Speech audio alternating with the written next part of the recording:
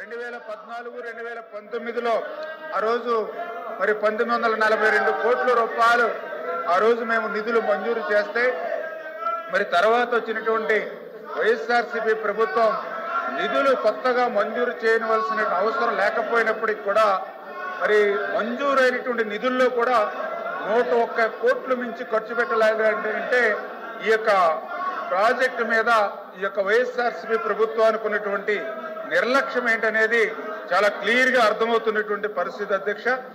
అందులో కూడా పర్టికులర్గా ఏదైతే ఈ యొక్క ప్రాజెక్టుకి సంబంధించి ఏదైతే భూసేకరణ దగ్గర 4819 ఎకరాలు భూసేకరణ చేయవలసి ఉన్నటువంటి పరిస్థితుల్లో గత ప్రభుత్వం ఎంత సిగ్గుచేటంటే కేవలం 9 ఎకరాలు మాత్రమే భూసేకరణ చేయగలిగింది అని అంటే ఎక్కడ 4819 ఎకరాలు, ఎక్కడ 9 ఎకరాలు అంటే కనీసం సేకరణ చేసినటువంటి భూములకి ఆ సిఎఫ్ఎంఎస్ ద్వారా బిల్లులు ఇవ్వలేనటువంటి పరిస్థితి. అదేవిధంగా బడ్జెట్లో ఎల్ఓసి లేక సిఎఫ్ఎంఎస్ లో అప్లోడ్ చేయలేనటువంటి పరిస్థితుల్లోనే భూసేకరణ కూడా గత ప్రభుత్వంలో నిలిచిపోయినటువంటి పరిస్థితి దుస్థితి అధ్యక్ష. అందుకే ఎవరైతే ఏజెన్సీ మెగా ఎవరైతే ఉన్నారో వాళ్ళు కూడా మరి పనులు చేయలేక 2022లోనే మరి వాళ్ళు కూడా మరి అక్కడి నుంచి పనులు వదిలిపెట్టేసినటువంటి పరిస్థితి అధ్యక్ష.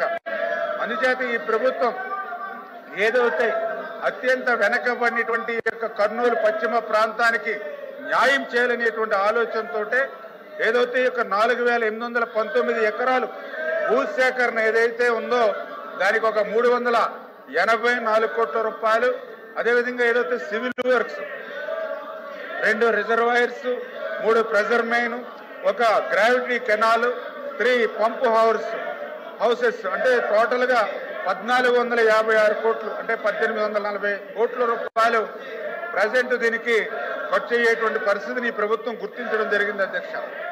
మరి అదేవిధంగా ఏదైతే గుండ్రేవుల సంబంధించినటువంటి రిజర్వాయర్ పనులు చూస్తే మీకు తెలుసు అధ్యక్ష, ఏదైతే తుంగభద్రకు వచ్చేటువంటి వరద నీరు ఏదైతే ఉందో ఆ వరద నీటిని నిల్వ చేసేటువంటి విధంగా మరి గుండ్రేవుల జలాశయం అంటే దగ్గర 20 టీఎంసీల నీటిని నిల్వ చేయగలిగినటువంటి సామర్థ్యంతో గుండ్రేవుల మరి ఆ రోజు తెలుగుదేశం ప్రభుత్వం 2019 ఫిబ్రవరిలో 154,910 కోట్లు మరి ఆ రోజు నిధులు మంజూరు చేయడం జరిగింది అధ్యక్ష.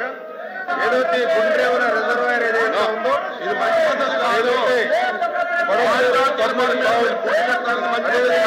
కెనాల్ ఆయకట్టుకు ఇది ఎక్కువగా ఉపయోగపడేటువంటి జలాశయం అధ్యక్ష. అయితే 2019, 2024లో ఈ జలాశయానికి సంబంధించి ₹1 కూడా గత వైఎస్ఆర్సీపీ ప్రభుత్వం ఖర్చు పెట్టినటువంటి పరిస్థితి లేదు అధ్యక్ష. అందుకే ఈ రోజు మళ్ళీ ఈ ప్రభుత్వం ఏదైతే ఈ యొక్క భూసేకరణ ఏదైతే ఉందో 23,000 ఎకరాలు భూసేకరణ చేయవలసినటువంటి పరిస్థితి ఉంది.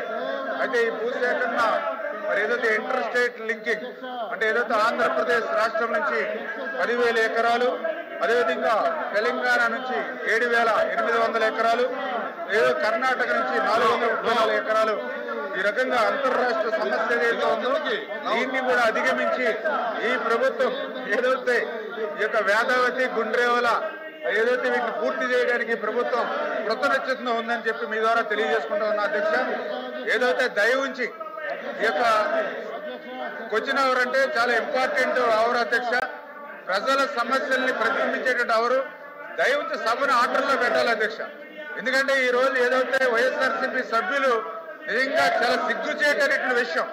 ఎందుకంటే ఇవాళ ఏదో సోషల్ మీడియా గురించి ఏదైతే వాళ్ళు మాట్లాడుతూ ఉన్నారో, ఎవరైతే వర్రా రవీంద్ర రెడ్డి గురించి వాళ్ళు మాట్లాడుతూ ఉన్నారో ఆ వర్రా రవీంద్ర రెడ్డి సాక్షాత్తు జగన్మోహన్ రెడ్డి తల్లిని, జగన్మోహన్ రెడ్డి చెల్లిని విననేటువంటి భాషలో, చదవలేనిటువంటి భాషలో వాళ్ళు మరి పోస్టులు పెడితే అటువంటి వాళ్ళకి ఒత్తాసు పలుకుతూ ఉన్నారని అంటే మరి జగన్మోహన్ రెడ్డి ఎలా సమాధానం చెప్పాలి?